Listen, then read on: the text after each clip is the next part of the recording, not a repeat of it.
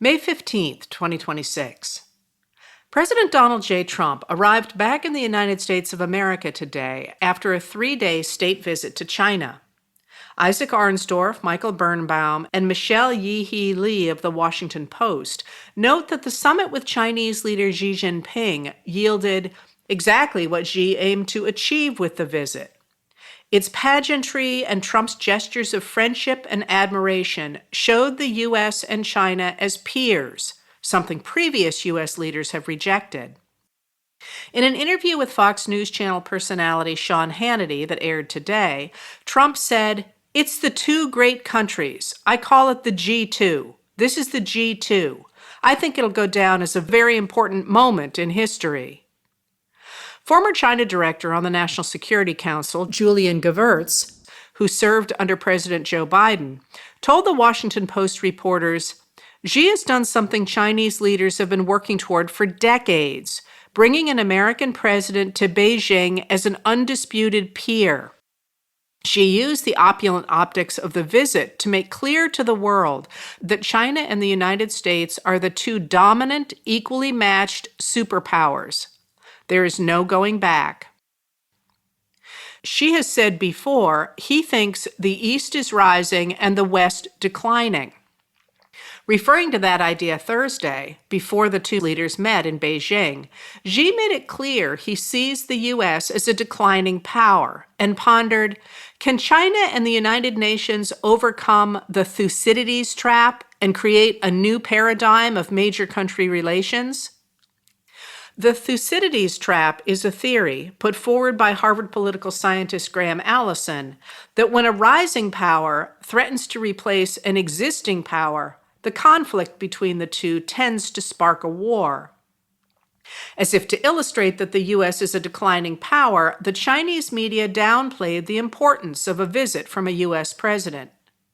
As James Palmer of Foreign Policy noted, on the day Trump arrived, the main story on the front page of the state-run English-language newspaper, China Daily, was the visit of the president of Tajikistan the day before. The Chinese Communist Party newspaper featured Trump's visit on page 3.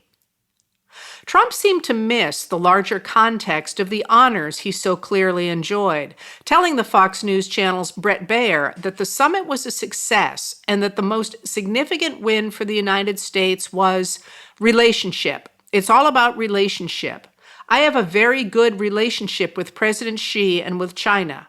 And it sounds like something that doesn't mean anything, but it's everything in deal-making and problems we've solved. The two of us have solved a lot of problems that somebody else would have maybe done very badly with. We've solved a lot of problems over the years.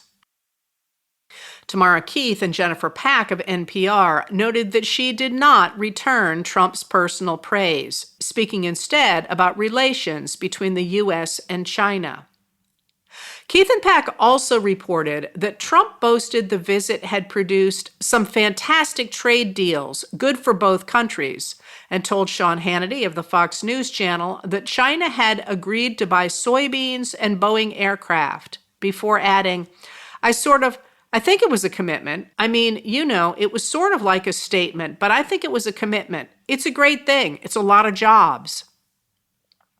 China has not commented on any promised purchases. It did warn that if the U.S. mishandles the question of Taiwan, a self-governing island Beijing claims, it could put the entire relationship between the U.S. and China in jeopardy, and that the most important issue in China-U.S. relations is Taiwan.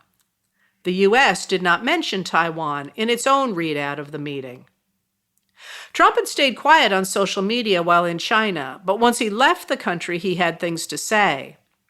Somebody must have explained the meaning of Xi's Thucydides trap comment, but rather than taking offense, Trump on May 14th said Xi was referring to the tremendous damage we suffered during the 4 years of sleepy Joe Biden and the Biden administration, and on that score, he was 100% correct. Our country suffered immeasurably with open borders, high taxes, transgender for everybody, men and women's sports, DEI, horrible trade deals, rampant crime, and so much more. President Xi was not referring to the incredible rise that the United States has displayed to the world during the 16 spectacular months of the Trump administration, which includes all-time high stock markets and 401ks, military victory and thriving relationship in Venezuela, the military decimation of Iran, to be continued, strongest military on earth by far, economic powerhouse again, with a record $18 trillion being invested into the United States by others, best U.S. job market in history, with more people working in the United States right now than ever before, ending country-destroying DEI, and so many other things that it would be impossible to readily list. In fact, President Xi congratulated me on so many tremendous successes in such a short period of time. 2 years ago, we were, in fact, a nation in decline. On that, I fully agree with President Xi. But now the United States is the hottest nation anywhere in the world, and hopefully our relationship with China will be stronger and better than ever before. At 4:52 this morning, Trump turned back to his plans for remodeling Washington, D.C. He announced that he intends to put his National Garden of American Heroes in West Potomac Park. Then, after claiming that the people playing golf at his Doral Club are absolutely in love with the 22-foot gold statue of him recently installed there, posted above a picture of himself walking with Xi, "China has a ballroom, and so should the USA. It's under construction, ahead of schedule, and will be the finest facility of its kind anywhere in the USA. Thank you for all the support I have been given in getting this project going. Scheduled opening will be around September of 2028. The man I am walking with is President Xi of China, one of the world's great leaders, President Donald J. Trump." Trump appears desperate to be included as an equal in the world of strongmen, apparently not understanding that America's strength was always about its alliances. Yesterday, members of Congress and Pentagon officials both were blindsided by the sudden decision by Defense Secretary Pete Hegseth to cancel the deployment of 4,000 troops to Poland after the troops were already on their way and much of the necessary equipment was already in Poland. Poland is a North Atlantic Treaty Organization, or NATO, ally. The U.S. troops were going there as part of a 9-month rotation in which they would have trained with NATO allies. Congress has tried to beef up the U.S. presence in Europe, warning that reductions would invite Russian aggression. Last year, it passed a law limiting the number of troops Trump could withdraw from Europe and the circumstances under which he could do so. Former commander of the U.S. Army in Europe, Lieutenant General Ben Hodges, told Paul McCleary and Jack Detch of Politico that the Army's role in Europe is all about deterring the Russians, protecting America's strategic interests, and assuring allies. And now a very important asset that was coming to be part of that deterrence is gone.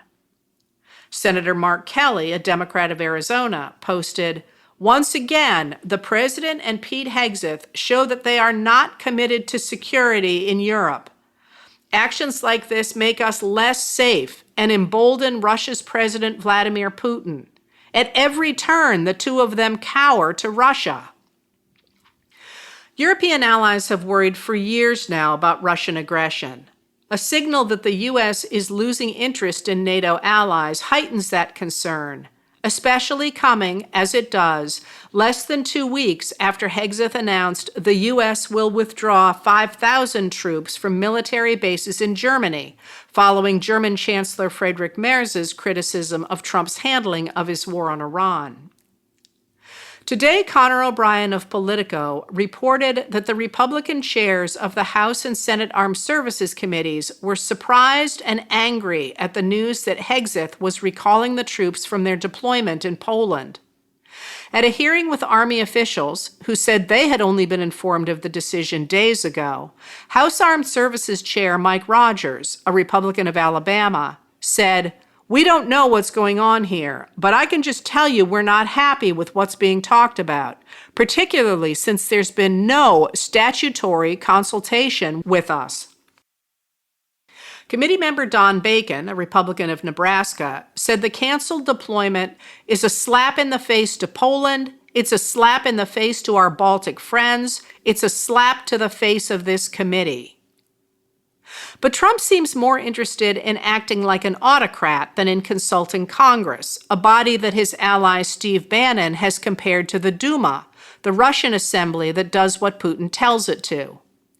In addition to the extraordinary corruption already public, Bill Allison and Jess Menton of Bloomberg reported yesterday that a new financial filing shows that in the first quarter of 2026, Trump or his investment advisors made more than 3,700 trades, over 40 a day, totaling tens of millions of dollars and involving major companies that have dealings with his administration. Allison and Menton note that Trump did not move his assets into a blind trust with an independent manager, as his predecessors did if they traded in stocks at all. Former Presidents Biden and Barack Obama did not trade stocks. Instead, his sons, Don Jr. and Eric, manage the business as it operates in areas that are directly related to government policies decided by Trump himself. Trump invested in major companies with business affected by what he decided to do, including NVIDIA, Intel Corp., Netflix, Paramount Skydance, Warner Brothers Discovery, Microsoft, Meta, and Amazon. Wall Street executives told the journalists they were baffled by the high volume of trades and concerned about the appearance of conflicts of interest. All of this raises questions that she'd rather not raise as a president, wealth manager Matthew Tuttle told the reporters. So now people are asking, why is he buying NVIDIA and other companies now? When you're the president, you know everything, so any stock you buy is a huge question mark.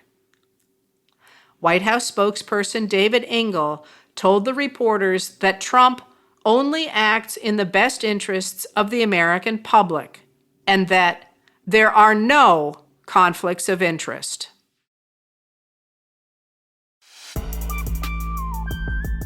Letters from an American was written and read by Heather Cox Richardson.